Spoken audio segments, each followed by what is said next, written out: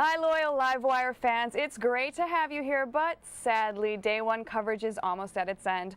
We're not going down without a fight, though, and we've got just the man to do it. Cliff is here joining us in the studio. He's got Gears of War 2, he's got chainsaws and guns and my heart. It all sounds good to me. Let's do this, you guys. I see that little smirk. How the hell are you? Good. How are you doing? I'm great. Awesome. Let's see it. Yay, Come on, play. Let's play. Cool. Yeah, so we have a demo we brought of Gears of War 2, and this is from our campaign. And the Locust, of course, they're back, because if they weren't back, you wouldn't have anything to kill. And they're meaner than ever, and they're sinking entire cities. And in this scenario, Marcus and Dom from Delta Squad have to traverse a city that just got sunken, and it's very precarious, and there's all sorts of nasties along the way, and a little bit of a surprise at the bottom. Awesome, sweet. Yeah, Sounds so let's good. fire this bad boy up, Yep, and let's kill I'm some ready. fools. Cool. See how long you survive. I got 4 minutes to save the world. So, Cliff, let's start talking about the campaign a bit. Yeah, man. You know, obviously it left the first game, ended it on a cliffhanger, and we don't really know what's happening. Is this one going to be kind of more focused on the characters, you think, or is it going to be more saving the world type stuff again? Well, you're still saving the world, but at the same time, it's more of a personal story. You have Marcus and Dom right here, and Dom's looking for his wife at the beginning of the game. By the way, that crane right there, Marcus will be able to operate in the full version, and he'll guide Dom across on the other side of it. A little vertigo moment here. And so the game is more epic in scale, but it's also more personal as far as kind of getting to know who these guys are and what motivates them and what's going on in this world. Obviously, co-op is going to play a huge part in the game. How are you going to work out the storyline when playing co-op? Is it still going to be the same sort of cutscenes and things like that? Yeah, I mean, cutscenes sometimes get kind of a bad rep, and you know, for me, narrative-wise, it's just one of the other tools that we use as designers to kind of like tell the experience of what we're doing, right? And you finish that guy off and get to the next enemy. And you know, we tell the story by having like voices over PA systems. We have these things called discoverables, where players can find like a piece of paper that reveals a little bit of information about what's going on in the world, and all those different devices. That's a Mauler, by the way. He's a boomer that wields a shield as well as a continually exploding grenade-like device. And if I can take him out, the shield I can actually wield. Ah, he's charging me. Shoot him in the leg, shoot him in the leg. Die. There we go. Sweep the leg. Cool, yeah, that's the way to take him out. Now I have the shield, and oh, there's a Reaver. They can actually land it this time around. Let me deploy my shield and take a few pot shots at him. Ooh, that just saved me from the rocket. Now I can plant the shield in the ground right there. One of the themes of the game is the idea of portable cover, right? You can take enemies hostage. You have these creatures called rock worms, which are essentially these, ooh, that's nasty. And you can grab the shields, and you can put them in the ground and take out your enemies with them. Oh, here's another one of those bastards. See if I can knock this guy down. And still, what do you think I go for the curb stomp? There we go. Oh.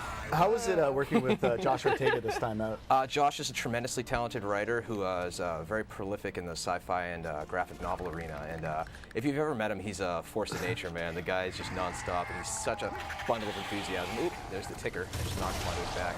Oh, and here's our Scorch drone. You can blow up his backpack, by the way. And narrative's incredibly important to us. I mean, Gears 1, it's still very much kind of a summer blockbuster type of experience, but we really want to kind of get to know these guys a little bit better and introduce a couple other characters. We have Dizzy, who's a truck driver. We have Ty, who's kind of this honorable Pacific Islander warrior type guy. And we have a flamethrower, too, by the way. Yeah, actually, let's talk about some of the new weapons. Obviously, flamethrower is one of the pretty big ones, Yeah, but I saw a few of them last night that were equally awesome. Yeah, we have the Gorgon, which is a semi-automatic pistol, which you might have seen me use a little bit of. Ooh, the ticker got me. And then we have the Mulcher, which is our Gatling gun. And that's... the Mulcher? Yeah, it's named appropriately because it basically mulches your enemies. And let me finish this guy off. Oh, let me actually grab him. Look, there's our hostage. And we have a mortar launcher, which is tremendously heavy, and you can launch explosives across the entire map, which is very, very useful in multiplayer. We've seen the hostage thing a few times now.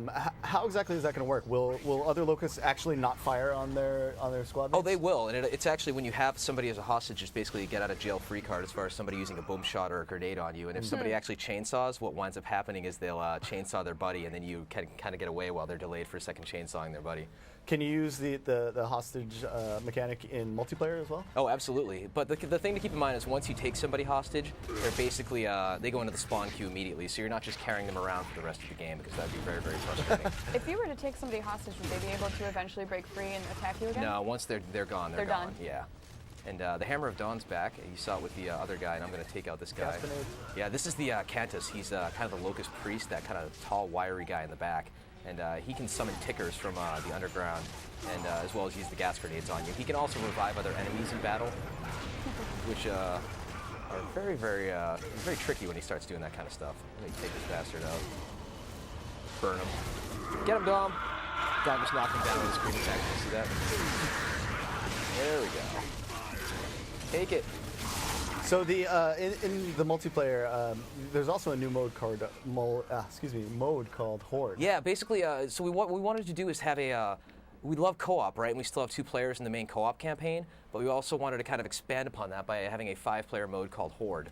And I'm going to actually finish this guy off right here and tell you about that. So it's basically 5 players against wave after wave of Locust, and I like to pitch it as kind of a Geometry Wars meets Smash TV mode. And we had some great hands-on time with journalists last night. Everybody was hooting and hollering and dealing with the wave after wave of Locusts that are coming after them. Right here you can see the crowd system at play in the latest version of the Unreal Engine, and there's a Brumac in the middle of that, and I'm going to grab the mulcher gun that we talked about. You can see it's very heavy and it has a little bit of encumbrance. And I'm going to mount it on cover and just start unloading on the crowd and finishing them off. I can actually cool off my gun by holding the right bumper. You can see the steam coming out too because it overheats. And then the Brumac's unloading on the building here, and the building eventually collapses on the entire crowd, kills a lot of them, and then, as you'll see in a second, has a little bit of a surprise. Got to get out of the burning building first. It's starting to look like Backdraft up in here. Nice fire effects and everything. How is to go back to the Horde a little bit? Yeah, to go back to Horde a little bit. How's it going to work as far as getting through one level and then you go to the next one? I assume it just gets harder and harder. It does get harder and harder. We're looking at about 50 waves right now, and we have all sorts of different types of enemies that start coming in, and we kind of ratchet it up to the next level, so it gets a lot more challenging. And then the elevator's sideways here. And so what winds up happening is we bookmark after 5 waves, so you can basically try and play through and get on the leaderboards. And once everybody holds up, it's a ton of fun. Let me just say that I am big onto small details in games, and the side winding elevator with the falling building to me is nicely done. I love the little audio of how it sounds all sir. screwed up when it's like the elevator music and it's like brrr. There's the Brumac, by the way. He's trapped, and if I can get around to the side of him there.